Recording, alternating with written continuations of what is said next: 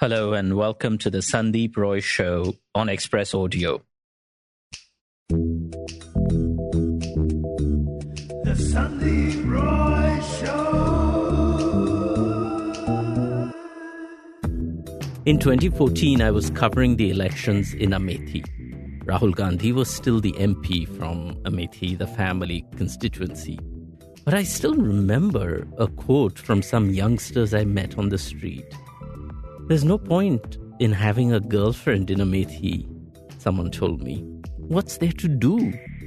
The movie hall had been sold off, watchmen chased them away from the park. They couldn't even think of an air-conditioned store.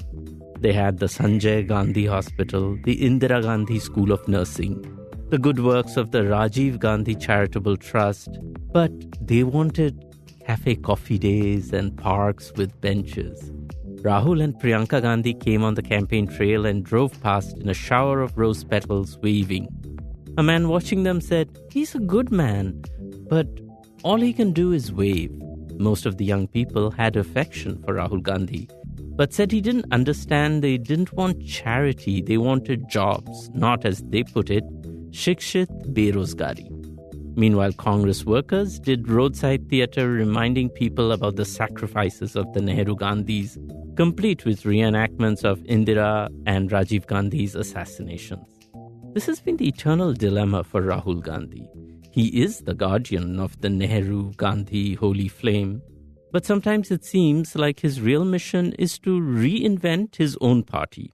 On the other hand, many supporters of his party feel the real stumbling block to its reinvention is Rahul Gandhi himself, who will neither renounce it nor lead it from the front with gusto. He has been the object of deep sympathy from those who remember the bespectacled young man with the body of his father, and he has been the subject of more stinging memes than most political leaders.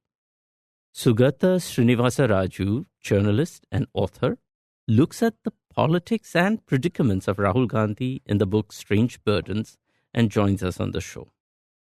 Sugata Srinivasaraju, welcome to the show. Thank you, Sandip. Thank you for having me. One of the oft-repeated lines about Rahul Gandhi is that Narendra Modi and the BJP's biggest electoral asset is Rahul Gandhi. That the BJP needs Pakistan externally and Rahul Gandhi internally. Was that ever accurate, and is that still true? Oh, that's a very interesting question to start with. See, a lot of things are propaganda, as you and I would understand that. The papufication of Rahul Gandhi is propaganda. And also trying to make him look like an electoral liability is also propaganda. Yes, the Congress has underperformed. The Congress has not been able to get things right. But, I think the biggest fear that Modi has is Rahul Gandhi and the Congress party. Not because the family is a great threat electorally, because the infrastructure of the party is spread across India and it's the only brand that is recognized across India. So they try to create these little phrases or little memes, as they would say, or caricature him so that, that brand is diluted. It's not comparable with Pakistan at all. This is a very, very different kind of situation. And they know this. If the Congress party decides tomorrow, they can, pull up their whole thing and then they can start fighting the BJP much better. It's another fact that the Congress has not done that in the last 9.5 years. But the thing is that if the Congress decides to do it, they know it has the greatest recall across India. It might, but isn't that all part of a sort of glorious past? I mean, we can look at the seat share, obviously, but even its vote share is declining. In many states, it's a shadow of its former self. Local parties, many of them offshoots of the Congress, like in Trinamool in West Bengal, where I am, have pretty much taken over that space. So in that sense, I mean, the Congress has done a pretty good job of shooting itself in the foot. No, you're absolutely right. See, the decline of the Congress vote share started after the Rajiv Gandhi election in 84.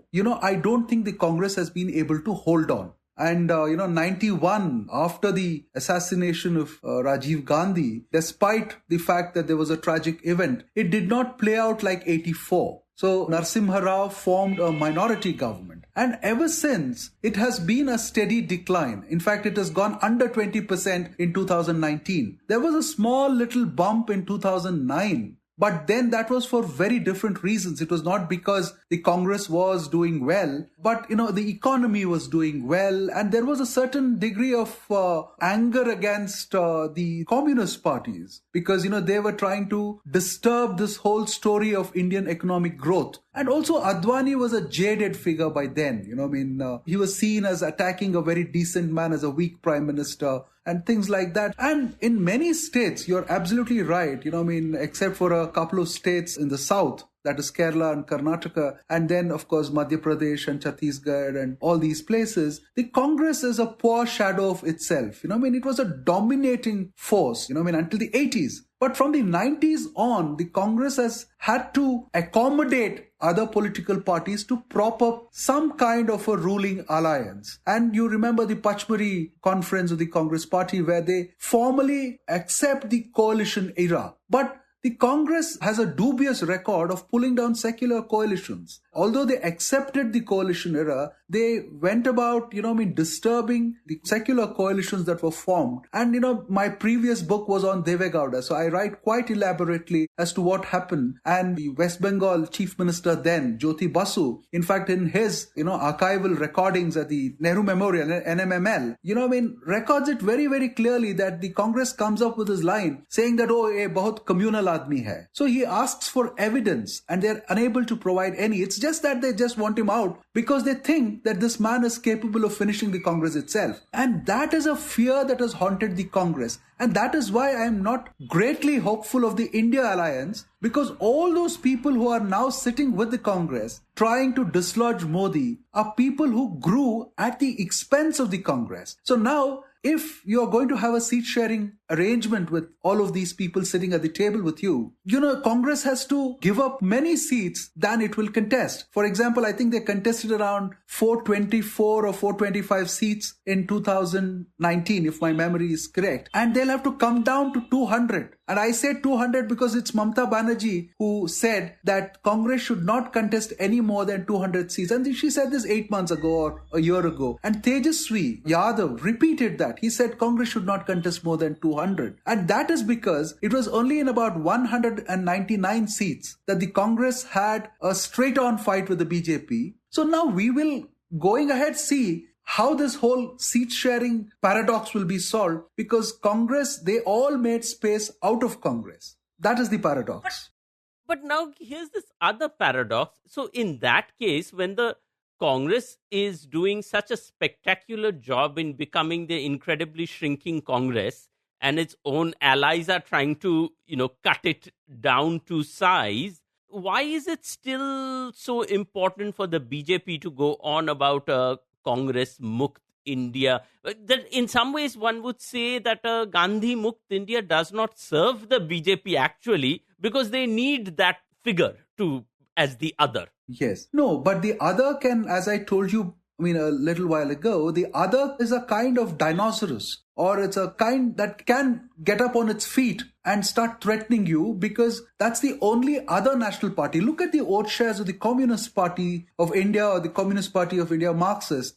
It's under 2%. So they have no national imprint. Mayawati was the only threat if you look at states and the vote share that she could manage. But there is no other political party which has a kind of a national imprint. That's the reason why the One Nation and all that kind of sloganeering is happening, only because they want to be seen as the only national alternative. And tomorrow, if people say the India Alliance, it's not going to happen, but assume that the India Alliance says that we're all going to contest under one symbol, like it happened in 1977. Let's forget all independent brands and let's contest under one symbol. And that symbol will obviously have to be the hand symbol. It is not going to happen because the other parties are not fools to allow that to happen. But that is the fear. The infrastructure exists. The mind recall exists. And in an age where brands are fungible, you don't know whether you read a particular news item in an X or paper Y. Or a WhatsApp forward. Yeah, or WhatsApp forward. Absolutely.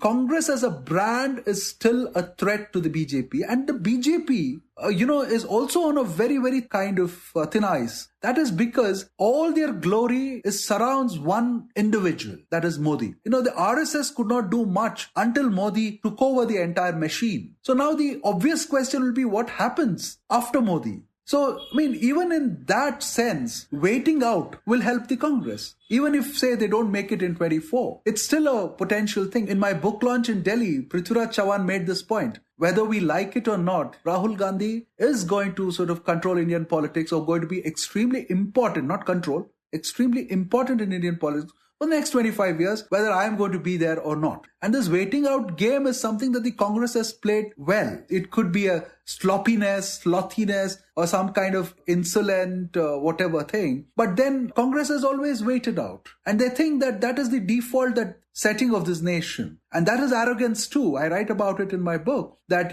what Rahul Gandhi is trying to do is not exactly making a progressive case for Indian social democracy, but he is arguing on a certain kind of restoration process. He is trying to build a utopia where he is trying to tell you everything was fine 10 years ago. We were flourishing economically. India was absolutely secular. There were social harmony. There was no crime happening. We were all good. So let's restore that. Which is not exactly correct. We know it is a kind of a new branding exercise that they have indulged in. So I argue in the book that this argument of restoration is not the greatest of arguments that a liberal or a Democrat should make. We should only argue for a larger expansion of the social democratic space. The interesting thing, Sandip, is that no political party after independence has got more than 50% vote share, including Nehru, including Rajiv, who got the biggest mandate. They did not touch 50%. So then what kind of democracy are we speaking? 50 plus 1 is the clear majority that anybody would speak of. You look at a lot of European countries. There are runoffs to get 51%. We saw an election in France. We see elections in Germany, and they take 3-4 months to form a government. So, but here it does not happen because you are first past the post system. And even,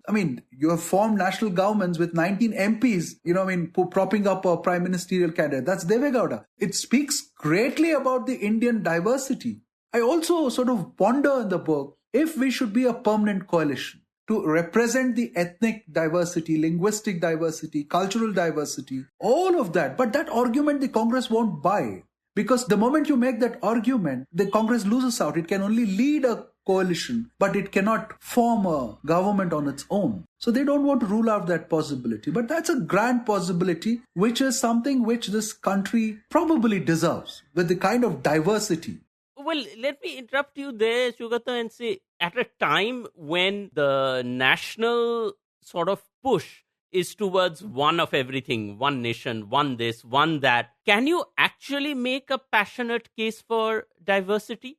No, that is the only possible alternative, even as of today. So you may call it the India Alliance. You may call it some other alliance. Deve Gowda was trying to float a Janta Federal Front. Whatever alliance you call it, you have to put together vote shares and seats to form a government. And I think there was a survey in a national magazine recently which said NDA's collective vote share is X. And UPA, the India Alliance's vote share is X. And the vote share was higher. So they were trying to say or trying to build this narrative that we have a greater vote share and they have a lesser vote share. And even that greater vote share was not touching 50%. So there has to be some kind of a conscious effort to bring about that kind of a 51%. Modi's vote share is 36-37% now. So it's far lesser than what a Rajiv Gandhi got or a Nehru got or a Indira Gandhi got. So it's quite funny that such a big nation has not sorted out its electoral game. There's another problem with public intellectuals here. There is a strong affiliation to either that side or this side. They also run the binary game. Nobody is thinking in terms of accommodation. The Congress is as much guilty of playing the binary game as much as the BJP. And the Congress says, if you're not with me, you're not a liberal. You're not secular. And people like us also are seen with great suspicion. They don't know whether we are trying to speak for them or against them.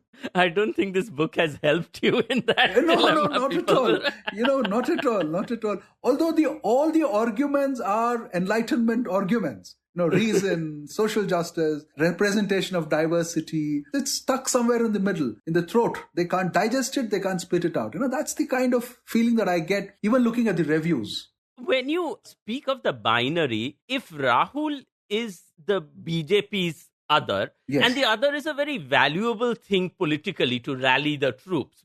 What should Rahul's other be? I mean, some would say he's made RSS the other. I don't know if you would agree with that. Yes. No, that's very, very interesting and important question. You know why? If Rahul had made BJP the other, I think he would have electorally done better. I wouldn't say he would have succeeded. But what Rahul Gandhi ends up doing is that he makes the Sarvarkarite his other, the RSS the other. So he is trying to make the Congress the ideological opposite of the RSS, not exactly the BJP. So there is a huge difference in terms of the way you think when you want to make a political party an ideological machine or a cadre-based party, and you're trying to counter the Sarvarkarite arguments and the RSS and not exactly the BJP. See, the criticism of the BJP that happens in the Congress is actually very, very little and very nominal. So it sort of gets limited to some policy thing or something else. They are never seen attacking the policy thing as much as they are attacking the ideological moorings of the BJP. And Rahul Gandhi wants to become the secular moral compass of this country. But if you are trying to be that, then you should clearly say that you're not interested in executive power. That he's not openly saying, or he's not being allowed to say that. So are you saying in a certain sense, to use very large metaphors here, Rahul Gandhi would like to be a Mahatma Gandhi figure, but his party keeps making him the Nehru? Yeah, I mean, that is because the party is also in such a dire strait. They also don't know if they try to get somebody else outside the Nehru family, if the party will stick together. But I think that Rahul Gandhi's, given the kind of ambivalence that he has towards power, he should be more a Mahatma Gandhi kind of figure. No, I mean, it's a large metaphor. He can't be a Mahatma Gandhi. We know that. Let me qualify that. See, Gandhi built a culture machine for the Congress party. Gandhi built a cultural argument as to why the Congress party should exist. And before Gandhi, the Congress was Lutyens liberals. It was a group of English, Anglophone intellectuals trying and a debating society that has been recorded pretty well. But Gandhi moves it to the middle of people and makes it a mass party. And every single action of Gandhi was not political but cultural. It could be the salt satyagraha. It could be the whole idea of having a prayer in the evening. Fasting. The whole idea of fasting comes from the Hindu thing. Calling himself a Sanatani, which has become a very, very bad word these days. So everything was cultural. Then what happens is that Gandhi is gone and there is Nehru. And Nehru and Patel and Azad and all those who held the levers of power in post-independent India initially were people who were working under the air cover that Gandhi had provided, that is the cultural air cover, and that sustained them for a few decades. But you started seeing that resistance to Nehru very early. Around 58, 59, you start seeing a lot of literature which starts criticizing the Nehruvian reason in many, many ways. And Nehru sort of gets into planning and a lot of things. And Nehru also had a good reason to do that. He needed to take the nation out of the kind of partition trauma that had existed. India had seen a lot of bloodshed. So Nehru had a good reason to do it, although I don't know if he did it consciously, but he sort of shifted the attention. But then that did not sustain for long. And if you notice, the last phase of Indira Gandhi was a very Hindutvaized phase of Indira Gandhi. And Rajiv Gandhi, Rahul Gandhi's father, continues with that engagement and that association with something radically Hindu does not discontinue with him. So he's trying to please the extreme Islamic thought process as well as the extreme right thought process. When you mentioned the last phase of Indira Gandhi being very sort of Hindutvaized, yes, I couldn't help but remember this thing which you quote in the book. And I'll give the quote out without telling the listener who is saying this. Somebody is talking about Indira Gandhi in an interview with the New York Times in 1984. And you write in the book, it's saying, Mrs. Gandhi is playing a very dangerous game. The long-term interests of the country are being sacrificed to short-term gains. But encouraging Hindu chauvinism is not going to pay. As the majority community, the Hindus must be above parochial politics. I'll let you tell the listeners who is the person who's talking about Mrs. Gandhi. No, I'll let you tell them. That is, if you put in a Mr. Modi instead of Mrs. Gandhi, it could be Rahul Gandhi talking about Mr. Modi to the New York Times. But in fact, this is Atal Bihari Vajpayee talking about Mrs. Gandhi. That is the most shocking bit. In fact, I also corroborate that with Vajpayee was out of favor at that time with the RSS. And this is something that you find in this fascinating book by A.G. Nurani, which is, looking at what really disturbed the kind of equanimity that existed at that point of time, which completely went right afterwards. And the situation did not help when P.V. Narasimha Rao came. So, in fact, recently there was this controversy when Manishankaraya said he was the first BJP prime minister. Things ever since has been a kind of downward slide. And even Rahul Gandhi, let us be very, very sure, 16, 17, 18, he was caught in a kind of Hindutva hierarchical game where he was trying to say, I am a Brahmin, I am a Kaul from Kashmir. Although he cannot claim that ancestry so clearly, for the simple reason that, his grandfather was a Parsi, his, mother is Italian. So that is being made capital by the BJP. It's unfair. And also, to go back to the earlier point, it also shows how much the needle has moved where, at one time you might have been able to actually make that an asset. Look at me, I am the unity in diversity in India. Yes. I am proof that all of this can coexist in India, as opposed to the push now to be purely one thing or the other. I'm surprised that Rahul Gandhi never claimed his mixed ancestry as a strength. He has never made a statement on that. He has always tried to sort of, go past it. And I don't know why. And he's also never ever subjected Indira Gandhi, the Dadi he loved so much, and his father to any kind of critical scrutiny. But is that unfair to expect of him? It's not unfair. As people sitting now, even people who may be supporting the Congress party, they can go back and sort of critique the record and say, yes, that was a mistake, that, the party shouldn't have done this. Because they are sort of safely away from that. They were not the people taking decisions then. And while Rahul cannot be held accountable for actions that his grandmother did, it is a bloodline. It is hard to speak against the Dadi. Correct, but you're a fifth generation dynast. You are sitting in that chair only because you happen to come from that bloodline. It has a strategic value electorally to say a few things were done wrong by my father as well and my grandmother as well. But I am a different individual. He has actually said that in a softer way, but never taking their names. He has asked him to be judged for what he is, rather than where he belongs or comes from. But then, that kind of subtlety is never picked up by the masses. If Modi is saying Congress Mukt Bharat, Modi also qualifies that. He says all the wrong things of the Congress party. And they always hold you liable for 1984 and other riots, and then as well as, Babri Masjid, and then emergency, a lot of other things. See, I am talking from the point of view of the fact that Rahul Gandhi is trying to completely reconfigure the Congress party. If you're trying to reconfigure, there cannot be a small emotional component which is a holy cow. You cannot say, no, this is something that we will not touch, but I will change everything else. I completely agree with you when you say he was not party to all those decisions that were taken then. The new Labour under Tony Blair, it moved right. That's a separate thing. But there was a lovely headline given in the New Yorker then, in this letter from London that Julian Barnes used to write. Then the headline itself was left, right, here comes Tony Blair. These things have happened with other political parties in other parts of the world. I'm just trying to, speculate if this emotional component is also handled well. It may sort of play a completely different thing. See, he is trying to borrow the agenda of the Mandal parties and try to make it that of the Congress party. So he's flexible everywhere. But why not here? And also, when it comes to the ideological preceptor of the Congress party, the way Rahul Gandhi is projecting the ideological preceptor, it was Nehru. He is not talking about Indira. He has never spoken about his father that way. And that's the reason why Nehru is also being targeted by the BJP. So I don't know whether Rahul Gandhi picked on Nehru and therefore they targeted, or the BJP, started targeting Nehru downwards. And I also told you about how for him it's a restoration project, and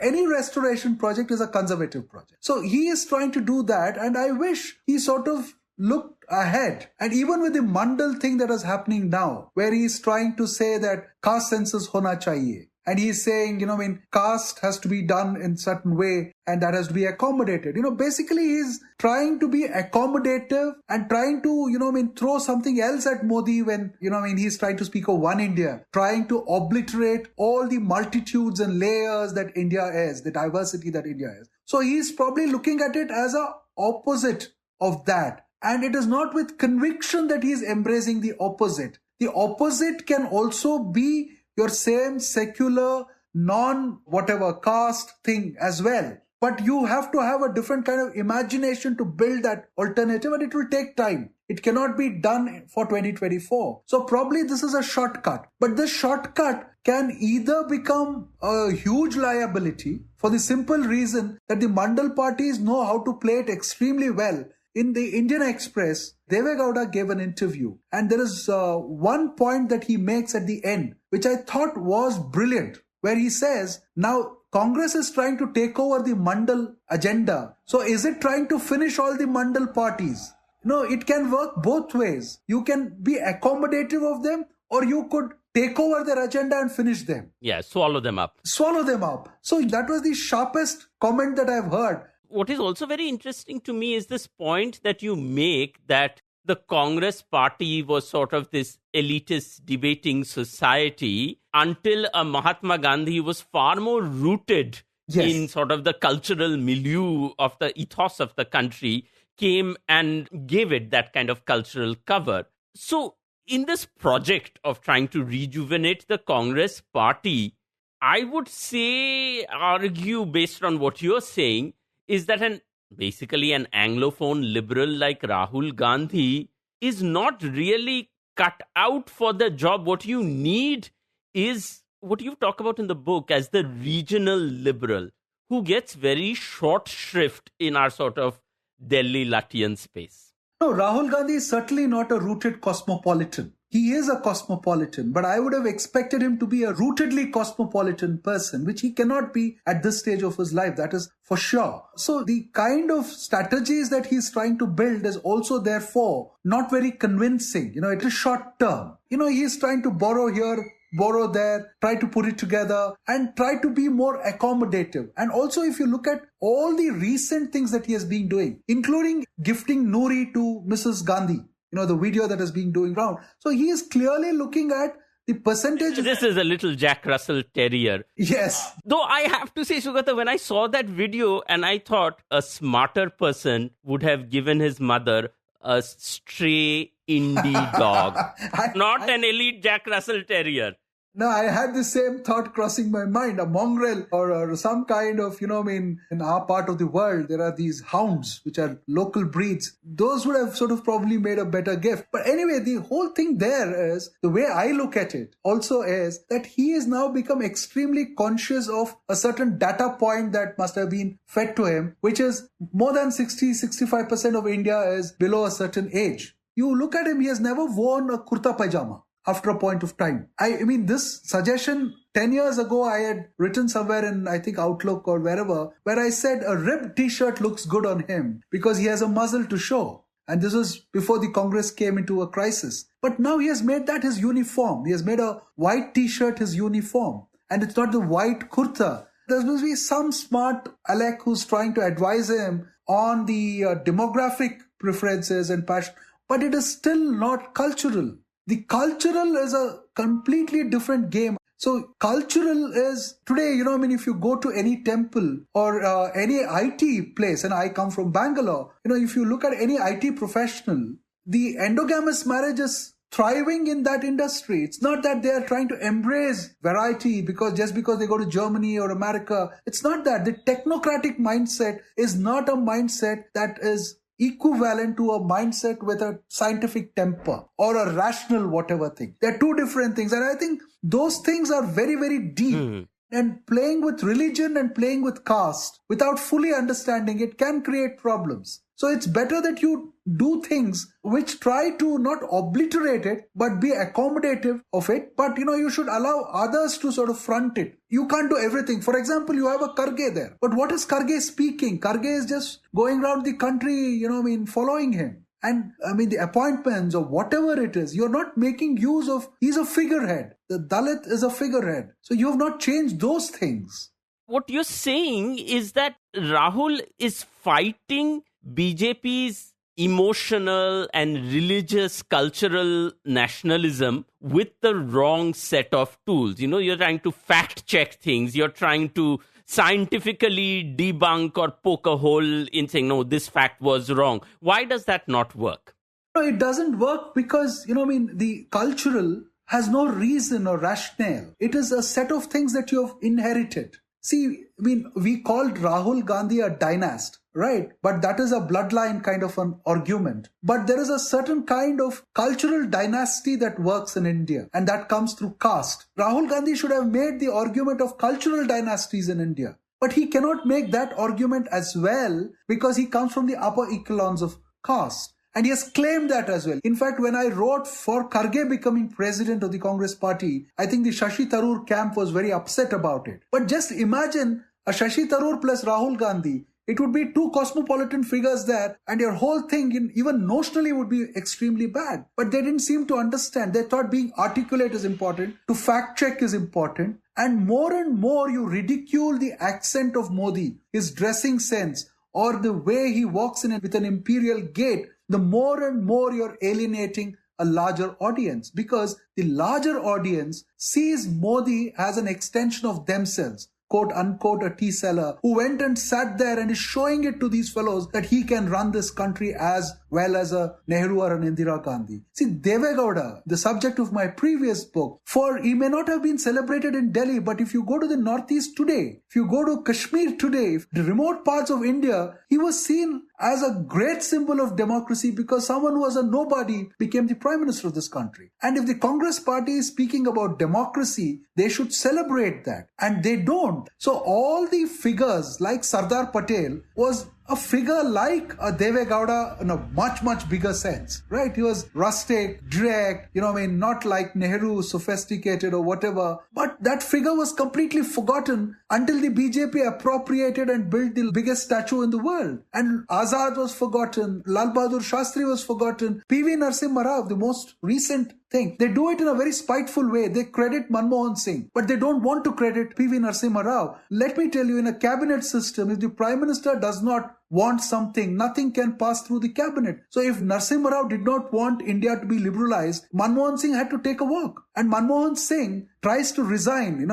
This has been documented well. And he says, I'll give you the political cover. Don't worry. Go ahead and do it. We need this at this point of time. So there are a lot of such things which the Congress looks away and now is trying to desperately recover. And even on the names, the Nehru Memorial Library, which has become the Pradhan Mantri Sangrahalaya, the Congress put up a resistance, and anybody with the right sense wouldn't have. Because if it's being given a generic name, why should you have any objection? And again, the Deve Gowda stepped in and he said, I am happy. Nobody remembered me, he is remembering me. So, it's a funny actually the way the Congress contradicts itself, tries to be the most democratic, but then ends up being very, very loyal to the family. You have a great line in the book where when you talk about Modi's imperial gate, you have this weird situation in India today where you have the prince, the fifth generation dynast, the prince who wants to be a commoner, and then the commoner who gets to walk with the imperial gate. And it's no surprise that,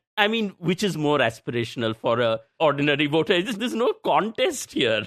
No, you got the absolutely right thing. See, the whole aspirational element is expressed by Modi better. And look at what the Congress has done in the last 3 years or 4 years. Everything that they have raised has quote unquote a negative connotation. I'm not trying to say there has been no fault, but in terms of narrative, you don't go to the GST midnight session. You don't go to the new parliament. You don't go to the Independence Day celebration.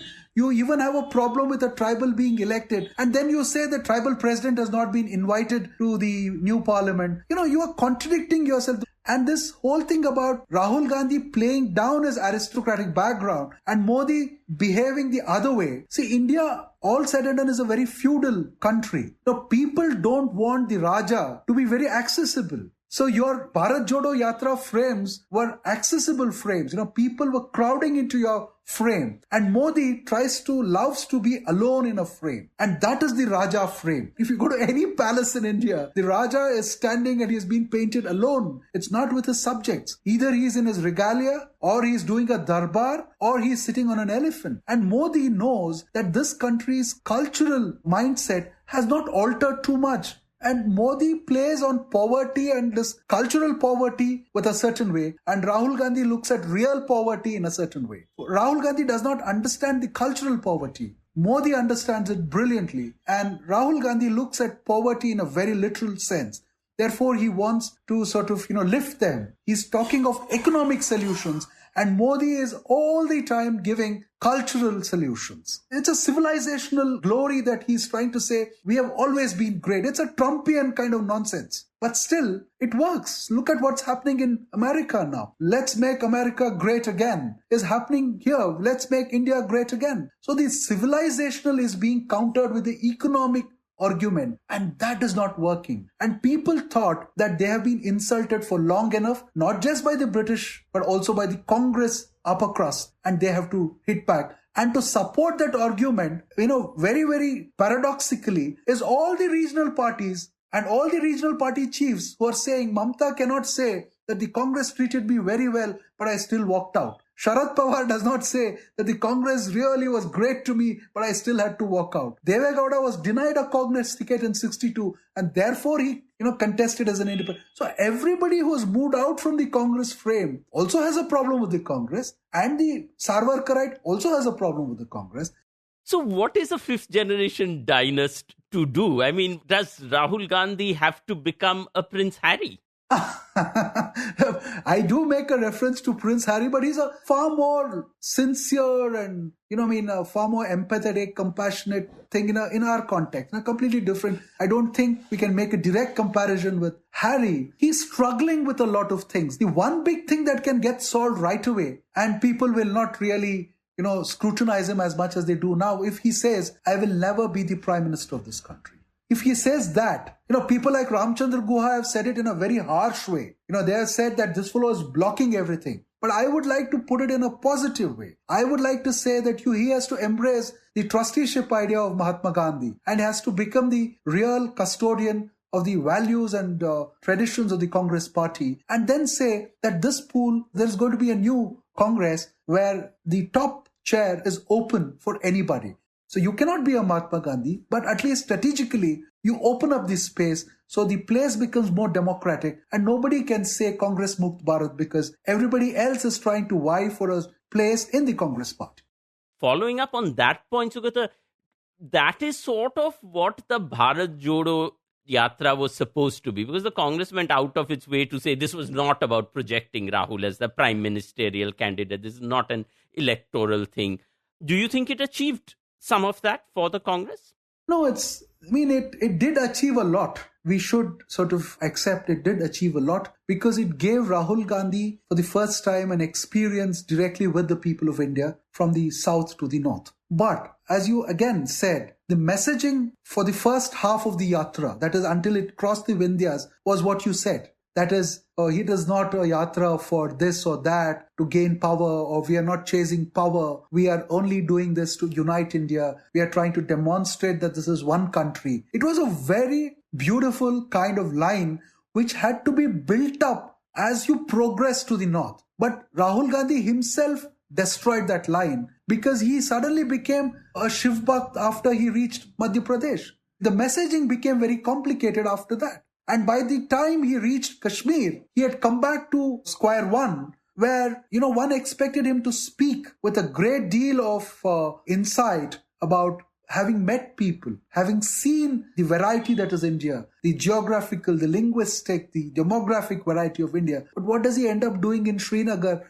On the final day, he speaks about his trauma. He speaks about having lost his father. So he comes back to the theme that I start the book with. I thought it would end differently. So he's a very spontaneous person. He's a very honest person, very sincere. I don't distrust him for a single minute But I think if you're talking politics, and we are talking politics because it's one of the largest political parties that you're leading. So if you're talking politics, then you better be prepared and allow your message to be consistent, and you only go on adding to that single big message rather than keep breaking that message like a deconstructionist every 10 yards. That is the problem.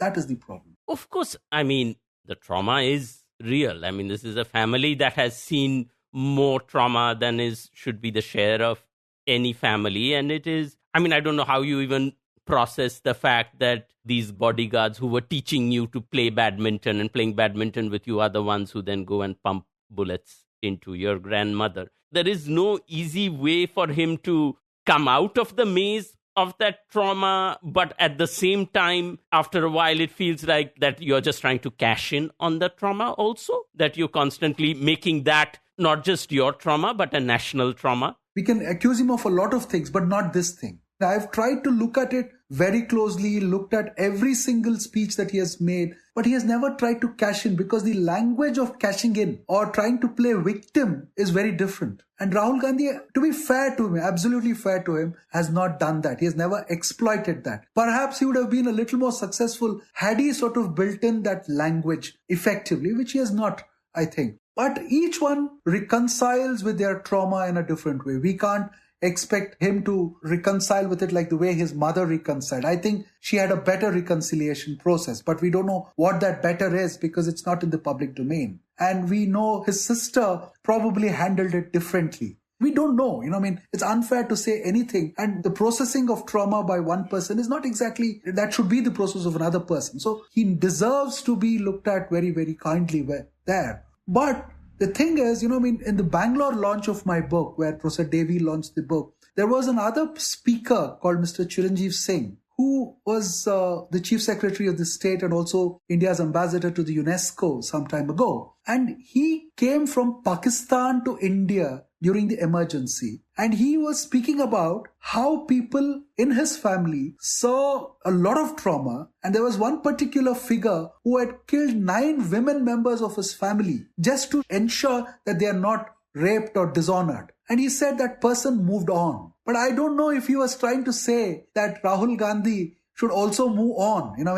I wouldn't recommend that, because I don't think that it's one situation has to be replicated elsewhere. But what haunts Rahul Gandhi, according to me, I'm not a psychiatrist or psychologist or psychoanalyst, but what I think haunts Rahul Gandhi, which I do mention in the book, is that there is enormous guilt that he trusted the wrong people to play with. And there was another person whom I met in a train once, and he had read a recent piece that I had written on Rahul Gandhi, and he got talking and he said, no, this man's deepest ambition is very subversive. He wants to blow up his entire legacy, and therefore he does all that he does. But it is a fact that despite everything that has happened to that family, it's quite interesting how Mr. Modi is able to capture the mantle of victimhood so much better than Rahul Gandhi. Even when, Rahul Gandhi is being disqualified, the defamation suit, being given the maximum punishment. But Mr. Modi is much more adroit in able to make himself the victim. You're bang on. He's able to do that, Sandip, for the simple reason he is not speaking about his own victimhood. He's speaking about an entire civilization's victimhood, an entire culture's victimhood. So he is able to build it around larger things. So people say, "Ye to fakir aadmi hai," the way he described himself. He is doing it for us. He is doing it for the Hindu religion. He is doing it for our civilization, the Hindu civilization. That reasoning, it may be sophistry. It is sophistry. For all we know, it is sophistry. But it has been injected so well. And they've used technology to inject it. See, they adopted technology to spread a message. But the Congress has adopted technology for the sake of technology. They have no message. So even if you want to spread a viral thing, what is it that you're going to spread? You are going to spread a fact check? But can you fact check the Babri Masjid? Can you fact check Ayodhya as being Ram Janambhoomi? So that's a matter of faith. So Mr. Gandhi plays it in a different way, and Modi tries to, plays on these issues of faith and says that we are victims of A, B and C. And the Congress has still not come up with an argument to shake that off. And it's a very difficult argument to shake off. And what is also very difficult to shake off, in my opinion, Sugata, is that once, thanks to technology, WhatsApp forwards, whatever it is, once a negative perception is built about somebody, it's very hard to switch it around in people's head. A positive perception can become negative very quickly. But even now, like in my school WhatsApp group, you constantly get these sort of pappu memes and forwards. And I am thinking, like, forget the politics. Isn't this whole joke getting a little old by now? But once it's there, it's very hard to unpapuize it. Absolutely. See, even yesterday at the airport, I was coming back to Bangalore and somebody was browsing through my book and I was very curious. As an author, I was very curious. So I said, are you going to pick up this book? Not identifying myself. I'm glad that he did not see the last page. He said, somebody has wasted time to write this book. This fellow, inka upar kya kitab likhenge? It was shocking, but I could get exactly where he was coming from. Did you get that same reaction for Deve Gowda book? Oh yes. Deve Gowda's thing was a completely different thing. It was a class thing. It was a class and a caste thing because he was a Shudra. But there were pockets in India for Deve Gowda where he was celebrated, like Kashmir. Farooq Abdullah came to my book launch and he cried. He said, until I am alive, until Kashmir, Leh, Ladakh is alive, we'll be indebted to you, Prime Minister, because when we were down, you were the only one who came 4 times and tried to do good. You restarted the electoral process in Kashmir. It had been suspended for a long time. Farooq had gone away to London. He brought him back, gave him money, asked him to contest and restarted the whole democratic process. Similarly, in Bangladesh, I went there and people said, you people are absolute unfaithfuls. You don't know how to treat this great man. He gave us water and you defeat him. This was after the 2019 election. You defeat him, you should never put up a candidate against such a great man. So he had pockets of support. But Rahul Gandhi... He has living rooms of support. Yeah, he has living rooms. No, that's so well put. He has living rooms of support. So people may have come to agree or accept that he's not a bad person. But when it comes to running a country, they may say, but still, he's a good fellow. That much of concession has been given to him now after 10 years. But I don't think he can run a country. Dekho wo kya karte hai. Why should he go to a cobbler's shop? Why should he go to a carpentry? Why should he go to a bike mechanic shop? These are the questions that are being asked. Rahul Gandhi thinks that he is getting closer to the people. But then the logic works differently there. If you go to them and sit in their mechanic shop, the bike mechanic shop, and do something there, they think that hum jaisa hai. But Modi never does that. Modi comes from there, but he never goes back there. It's a very complicated thing, But to me, reading the book, I felt, Sugata, that this is the dilemma. Because of the family dynasty, a Rahul Gandhi cannot appear to be hungry for power, hungry for the top job. But if you're not hungry for power, if you're not explicit about wanting that job, it then sounds like you're just waiting for it to be offered to you on a platter, which then becomes a form of entitlement. That's exactly what I told you. He should make it really clear that he is not looking for an executive role. He should make this announcement in front of the people, saying that I don't want the Prime Minister says I'll never be Prime Minister, but I will ensure that the Congress party comes back to power. Then it becomes easy. But what do you think is stopping him? Himself or his party? Good question. I think there is probably this fear that once you say that, the party may disintegrate. There is that fear, but that's a risk. Of course, that's a very, very big risk. But then you are caught between a hard place and a rock. You don't know what to do. So you have to do something drastic. The sacrifice thing, quote unquote, the sacrifice thing has a great deal of appeal in the Indian consciousness. Even Sonia Gandhi did it. Yeah, although, internally politicians will tell you that it was not exactly planned that way. But the appeal of sacrifice is far greater than the claim of the chair. That is, in between there lies the solution. You've met him a couple of times, as you write in the book. In person, how did he come across to you? Very good. He's a very extraordinarily good host. He was very courteous. He ensured that I was made comfortable. And then, he asked me a few questions. He wanted to know where I come from. It was extremely good. I've never had a meeting like that with a top politician because, he was extremely kind and he came across, his body language was, very accommodative, inclusive. A wonderful meeting. Those two meetings were wonderful. The outcomes of that intellectually were, I still can't make out what came out of it. But in terms of being a person, I give him full marks. I've met a lot of leaders, traveled with all of them, but I've never felt this kind of a thing with anybody. Rahul Gandhi is that way very, very special. I should say that. But, his inability to focus on one thing and take it forward is something that has surprised me always. I thought at times that things are really moving in his favor, but then suddenly he sort of subverts it. Even if he succeeds in 2024, the larger arguments that have been injected into the Indian polity are not going to go away. They'll probably become more starker and harsher. So what they have done, the biggest mistake is allowing this kind of arguments and sophistry and radicalness about religion and dharma to become mainstream. Because it has become mainstream, it's going to take another 20, 30 years for it to taper off. Until then, we have to fight with it. And he has to fight with it. Well, we'll see what happens in 2024. Sugata Srinivasaraju, thank you so much for joining us to talk about the strange burdens of Rahul Gandhi. Thank you, Sandip. I greatly enjoyed talking to you. Thank you very much. Sugata Srinivasaraju has been a fellow of the Aspen Institute in the US and is currently a Homi Bhabha Fellow. Veteran journalist and columnist from print, television, and digital, his previous book was Furrows in the Field about former Prime Minister H.D. Deve Gowda. His latest book is Strange Burdens, the Politics and Predicaments of Rahul Gandhi. Send us your thoughts and predicaments wherever you get your podcasts from. Find us on Facebook and Twitter and Instagram at Express Podcasts. Thanks as always for listening.